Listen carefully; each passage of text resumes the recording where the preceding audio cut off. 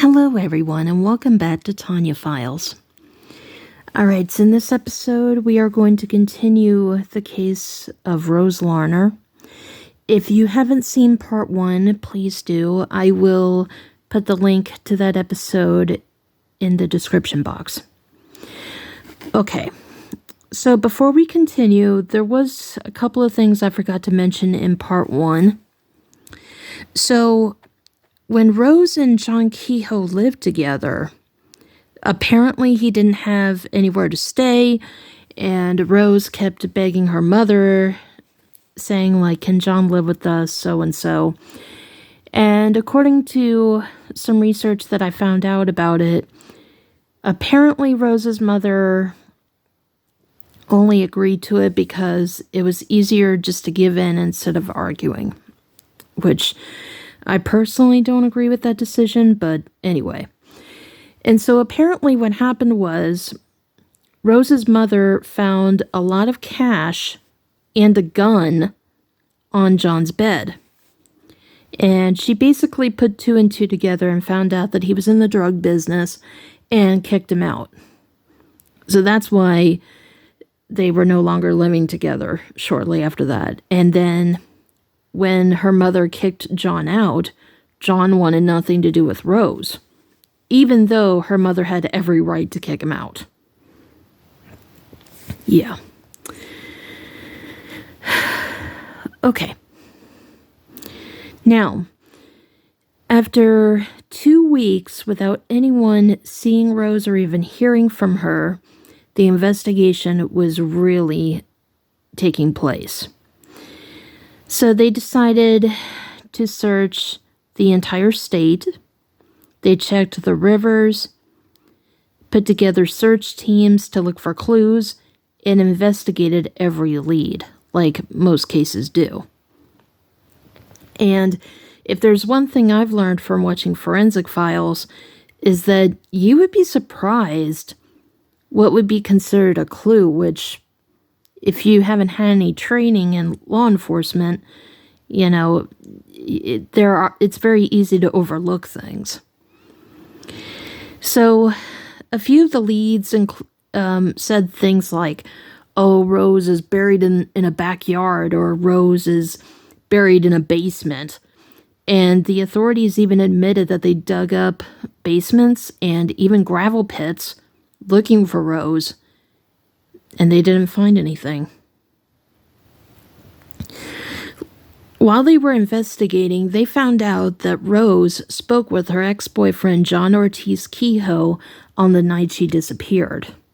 Now, just as a quick recap from part 1, on the night she disappeared, Rose told her mother that she was going to walk to her boyfriend's house, Keith, but her mother didn't want her to walk because it was in December, so obviously it would be cold. She said, go take the van, but Rose didn't want to. And then no one saw her or heard from her ever since. So what happened was, when they tried to find out what John Kehoe might know about this, he said he was on a date with another woman and Bill Brown was with them, but not Rose. Bill Brown was questioned about the alibi and corroborated the alibi. So they kept searching and they still couldn't find her, and then it got to the point where for 2.5 years, no one could find Rose anywhere.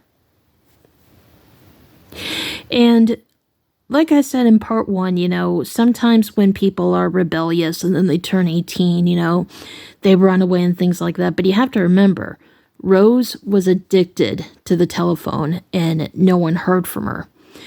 And yeah, I mean, it doesn't mean that she automatically was killed or something. She might have been kidnapped and just didn't have access to a phone, you know, but unfortunately, even after the first 2 weeks, I mean, every second counts. And like I always say, you know, once you know something isn't normal, you should say something. Don't even wait 2 weeks. I wouldn't even wait 24 hours. If something's wrong, I would try to look into it to the best of my capabilities. And so,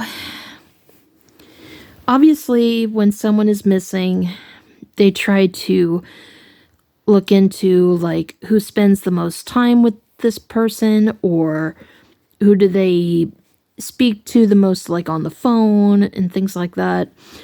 So, the authorities knew that Bill Brown was best friends with Rose, and they put a lot of pressure on him to try to talk. The authorities confirmed that they were talking to family members, friends, and even approaching people that they never approached before. It was confirmed that Bill and John Kehoe were together on the night Rose disappeared. But police did not believe that Brown told them everything about their activities that night. Because if you think about it, I mean, they said that they were just together while John was on a date with another woman. And based on the fact that they were in the drug business and they were also in gangs, there was obviously more to that night, in my opinion. So, originally, when Rose went missing, Bill said he didn't know anything about her disappearance. But 2.5 years later, after constant police pressure, he changed his story. And it was a story so shocking that very few believed him. And the authorities described it as an eye-opener when they were hearing things that they've never heard before. Even the prosecutor, he said, "After I heard what allegedly happened to Rose Larner, I immediately went home and told my wife that I felt like I just met Satan. I almost stopped on the way home and went into a church that I didn't belong to." And of course, when you're going to give a statement that goes against what you said previously, police and detectives needed science to determine whether Brown was telling the truth. So, on December 7th, Bill Brown said that while he was out driving, he unexpectedly ran into Rose at the convenience store. When Rose saw Bill Brown pull up, she walked up to the car and she said to Bill, "I want to see John." Bill said that Rose kept begging him to page John, and then Bill finally paged John, and she wanted John to come and pick her up. John tells Bill that the only way he will agree to that is if Rose has sex with both of them. A threesome, in other words. And according to Brown, Rose agreed to the threesome. And I saw in a video where another person was talking about this case that I guess, like, while all three of them were in the car, they pulled over on the side of the road and sex took place, and apparently, I guess, Rose gave oral. I'm trying to choose my words carefully here. And then they continued driving after that. John Kehoe made a stop at a store. He decided to buy a hatchet, a knife, and lighter fluid. Bill Brown says that he was not aware of the specific items Kehoe purchased until later that night.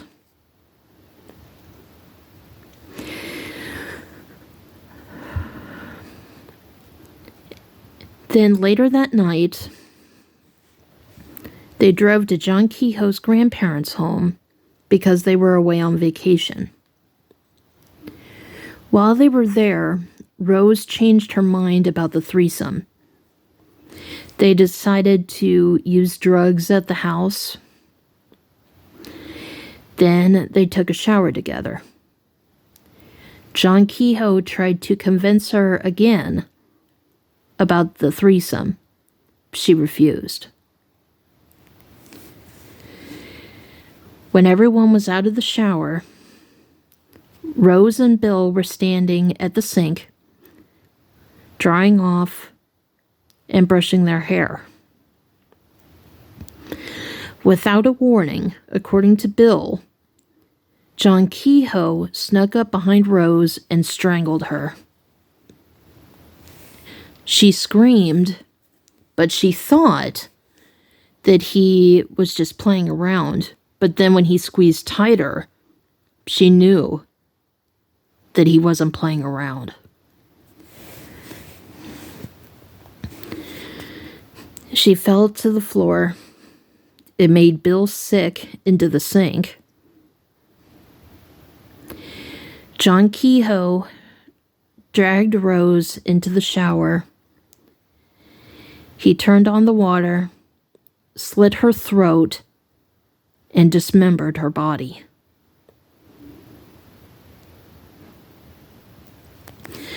Over the next couple of days, Brown and Kehoe were cleaning up the blood, bone, and debris. They tried to make sure that they didn't leave any evidence whatsoever.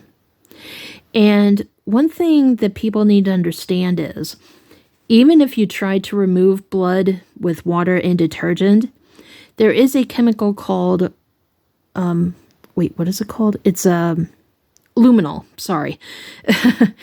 And it can reveal trace amounts of blood, even if you try to clean it up. When they sprayed the luminol in the bathroom, they didn't find anything, which was a little odd to me, obviously.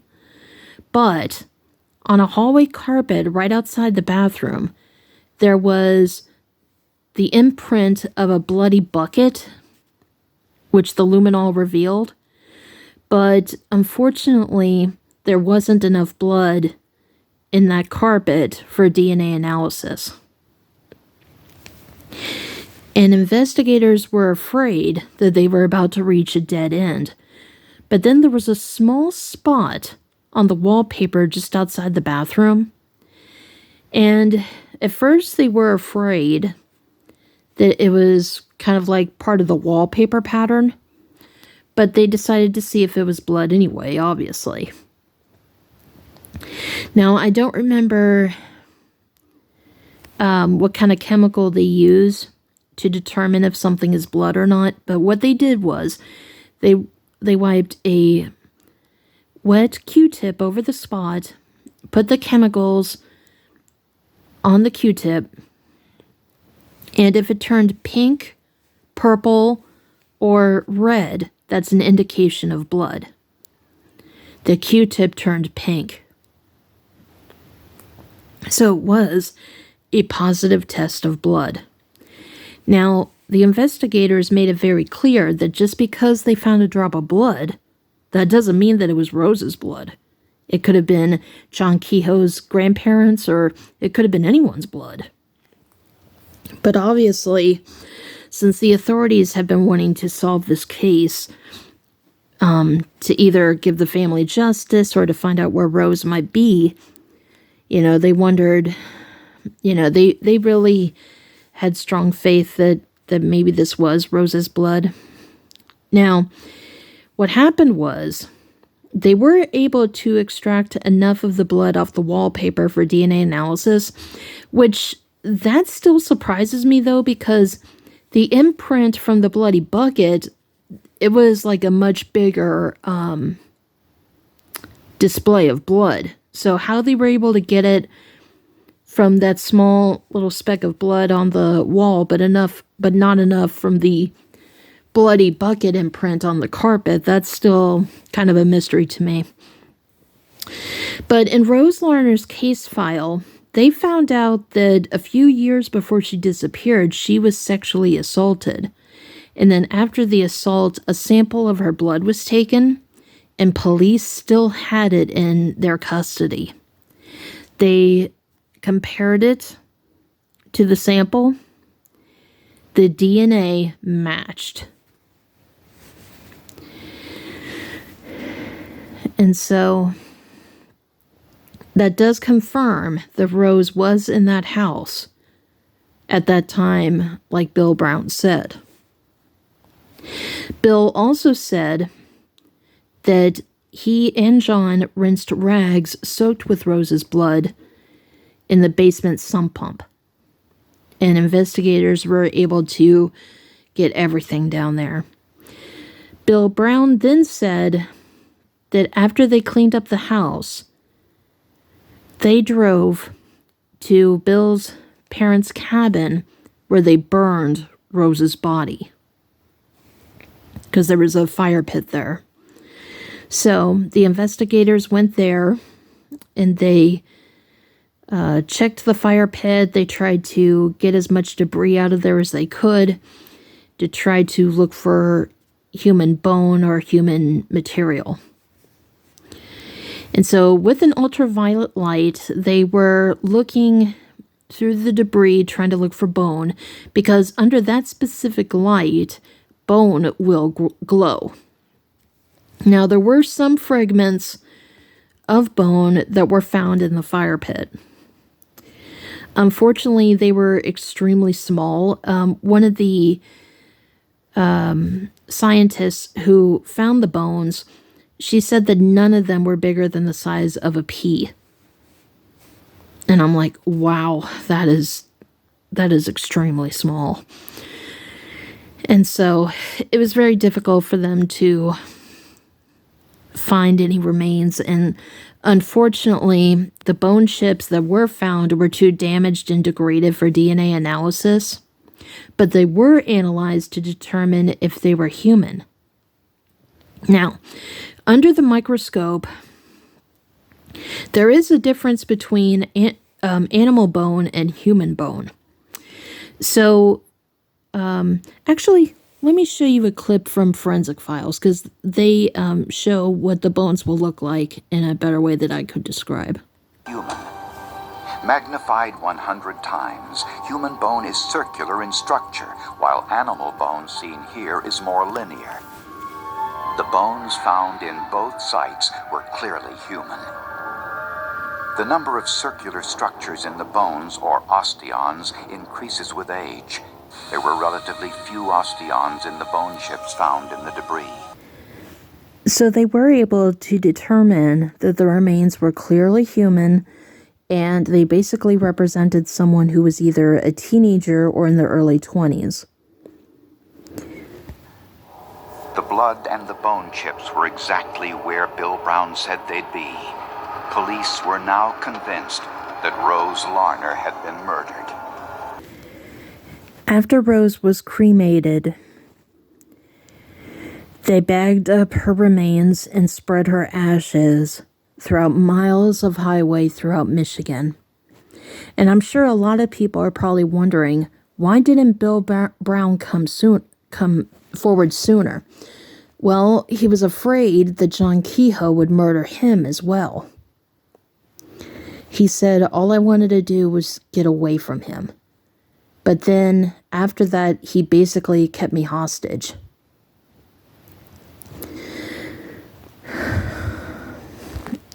And so, after the investigation, Bill Brown's story checked out. Before police could question John Kehoe, he fled the country to Mexico. After a 6-month international manhunt, I'm so sorry, I can't talk tonight, Kehoe was finally located. And it's so weird how it was. Like, in Mexico, he was drinking a beer in a bar, and then all of a sudden he's back in U.S. Customs. You know, it was Slam bam, and he was out of there, is what the authorities described it as. And obviously, during the trial, Kehoe had the obvious defense. He tried to claim that Bill Brown was the one who murdered Rose Larner. He tried to point the finger at him, saying, like, well, I didn't do it. We were just there. He went nuts on coke and killed my girlfriend. And the investigators and prosecutors, they knew that was coming. But prosecutors argued that Bill Brown had no motive to kill Rose Larner. John Kehoe did. His motive was the problems that Rose Larner was causing for him in the days and weeks prior to her disappearance. She was embarrassing him. She smashed his truck. And Rose was really tough. You know, she was not intimidated by John like most women probably would, because obviously he was a drug dealer and things like that. And so Rose would constantly get into arguments with him and call him names. I mean, she did not back down, you know, and that angered John Kehoe. The jury deliberated just over an hour. We, the jury, find the defendant, John Ortiz Kehoe, guilty of first-degree premeditation. Kehoe received Michigan's maximum sentence, life in prison without possibility of parole. I hope John Kehoe lives a long time in prison. And I hope he thinks of Rosie every day that he's in prison. I feel a person like that would rather die than to be in prison the rest of his life, so I feel that that's a just punishment. But if he were to die, I hope it's brutal. Bill Brown was sentenced to 1 year in prison for helping John Kehoe cover up the murder. John Kehoe, even to this day, is still in prison, and I have listened to a few YouTube episodes where he actually did an interview with a podcast, and he literally tried to say that it was the exact opposite, that Bill is the one who did all this. And yeah, I mean, I get it that Bill Brown had a crush on Rose. So it's very easy for John Kehoe to point the finger at that, but I really don't think that's how it happened. As a closing, we will listen to what the prosecutor had to say at the end. The way I feel about it is that by convicting John Kehoe, I've saved other people's lives, other young girls' lives. Because I just feel that it was his nature and that he enjoyed killing Rose Larner and that he would do it again. Probably.